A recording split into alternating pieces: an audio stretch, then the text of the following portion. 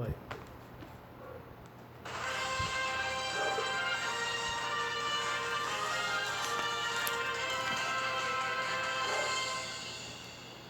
Boa noite, estamos iniciando mais um Jornal da História e hoje vamos falar dessa figura política que foi tão relevante para o nosso estado, o senhor ex-governador Gonzaga Mota. Meu nome é Tarcísio, obrigado Micael pela deixa e faço parte do sétimo semestre de História da Universidade Estadual do Ceará e esse é um trabalho para a disciplina da nossa professora Zilda Menezes, Ceará 2.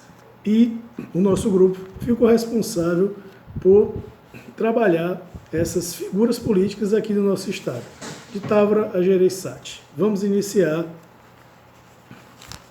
a nossa pauta.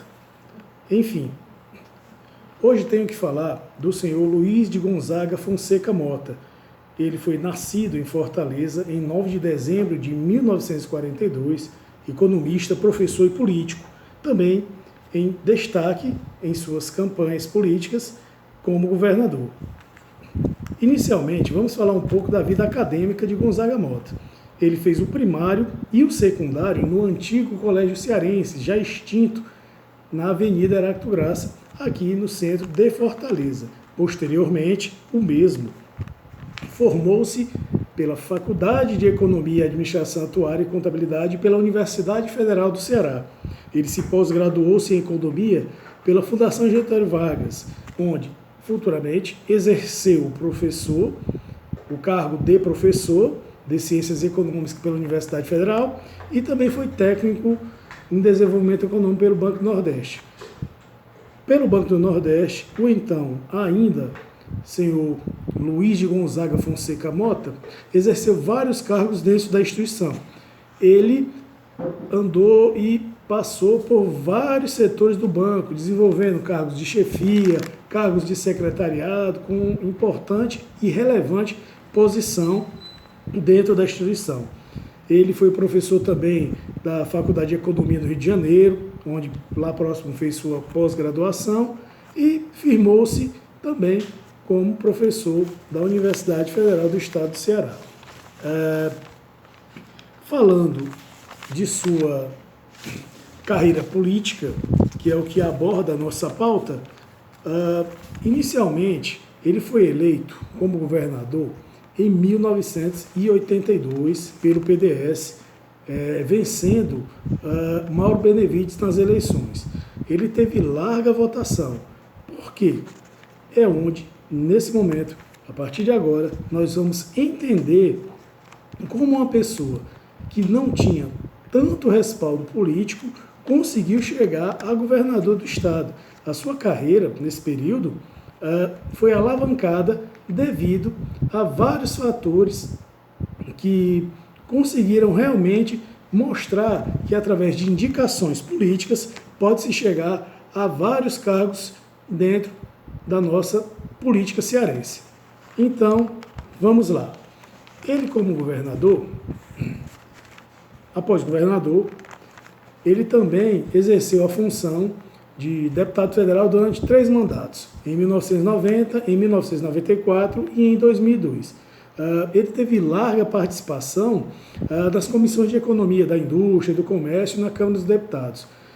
Gonzaga Mota, inclusive como destaque, ele foi relator do projeto que criou o RV e posteriormente o Plano Real. Ele recebeu vários títulos e comendas no país por seus trabalhos técnicos, né? Ele publicou vários livros, na sua maioria voltados para a econômica, na questão bancária. Consequentemente, devido à sua formação, sempre esteve junto da parte econômica, da parte que o mostrava como um verdadeiro economista. Para a gente entender como Gonzaga Mota chegou realmente ao governo, nós temos que voltar um pouquinho. Nós temos que entender o que foi que antecedeu toda essa história do então secretário de Planejamento do então governador Virgílio Távora. Vamos começar a iniciar a nossa história.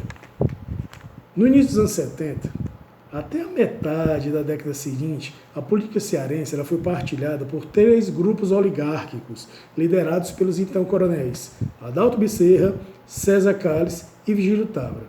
Ou seja, no período ditatorial, todos os estados do país eles eram comandados em sua maioria por coronéis. Então, com o apoio de Brasília, porque após o golpe militar, todos os governos eram eleitos com o aval dos governos militares. Consequentemente, não havia forma de algum grupo, fora esses coronéis, serem eleitos ou participarem da política cearense, então, devido à questão de estar centralizado o poder junto aos coronéis. Não havia nenhum grupo local forte o suficiente que conseguisse suplantar o poder, porque os militares eles estavam alternando poderes, alternando força. Então ninguém se opunha ao poder deles. Consequentemente, mesmo com todo essa centralização do poder, haviam divergências, Os coronéis, eles fizeram uma coisa que foi o Acordo dos Coronéis, uma espécie de pacto, que em 1964, com o golpe, isso foi tomando proporções devido o que acontecia, devido às divergências que haviam entre eles sempre um queria mandar mais do que o outro. Muitas vezes, um queria mais cargos, um queria mais poder, de acordo com a influência que houvesse junto ao governo federal. A partir desse momento, aí sim se havia uma influência entre o Pacto dos Coronéis. O que aconteceu para a gente entender como é que se funcionava essa alternância de poder? Em 1964, o governador do Ceará era Vigílio Távora, certo? Quem o sucedeu foi o senhor Plácido Aderaldo Castelo. Consequentemente, a partir de Plácido Aderaldo Castelo, houve a alternância de poderes. Depois de Plácido Aderaldo, César Calles, depois de César Calles, Adalto Bezerra e novamente Vigílio Távora. E ia ocorrendo essa alternância de poder para que se pudesse perpetuar esse poder oligárquico dentro das instituições do nosso Estado. O que podemos dizer? Após o governo de Vigílio Távora, houve um impasse entre os coronéis na questão de quem indica quem. Não, vai ser o meu candidato que vai ser governador. Não, eu vou ser o próximo governador. Não, cargo tal é meu. Então, através desse impasse, esse imbróglio, que podemos falar dessa forma, foi parar em Brasília, para que se pudesse fazer um novo acordo para que se apaziguasse os ânimos e, consequentemente, fosse indicado alguém que pudesse, vamos dizer, ser satisfatório para os coronéis, porque todos tinham essa sanha pelo poder e, consequentemente, não aceitavam ter menos privilégios do que um ou em detrimento ao outro. Na verdade, quem foi indicado pelo, então, antigo governador Vigílio Távora foi o seu antigo secretário de Planejamento, professor e técnico do BNB, o senhor Gonzaga Mota, Ou seja, ele era uma pessoa jovem, entusiasta, e Vigílio Távora imaginou, vai ser fácil de controlá-lo. Por quê? Porque ele é meu aliado político e, consequentemente, o que eu mandar ele vai fazer. Inclusive, curiosamente, Gonzaga Mota era conhecido no meio político, um apelido de Totó. E isso mostra uma espécie até de alusão de quem seria esse comandado.